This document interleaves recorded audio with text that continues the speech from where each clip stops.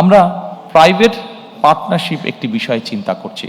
এটা সকল অসুখ বিসুখের ক্ষেত্রে না, এগুলো যেটা প্রাণঘাতী, যেমন ক্যান্সার আছে, যেমন কার্ডিয়াক প্রবলেম আছে, এই ধরনের যেগুলো আছে, বা কিডনি ডায়ালিসিস আছে, এই ধরনের যেগুলো সিরিয়াস অসুখ বিসুখ আছে, সেগুলোর ক্ষেত্রে আমরা প্রাইভেট পার্টনারশিপের কথা চিন্তা করছি। অর্থাৎ আমরা যদি সরকারি হাসপাতালে দেখি যে একটা লম্বা কিউ আছে, সরকারি হাসপাতালে যে ফ্যাসিলিটি দিচ্ছে সেটা সবাইকে দিতে পারছে না, কাজে সেখান থেকে কিছু রুগী নিয়ে একই ফ্যাসিলিটি যেখানে প্রাইভেট হসপিটাল আছে, যেটা স্ট্যান্ডার্ড মেনটেন করতে পারবে, আমরা সেই রুগীটাকে নিয়ে সেখানে ট্রান্সফার করে দিতে যাচ্ছি।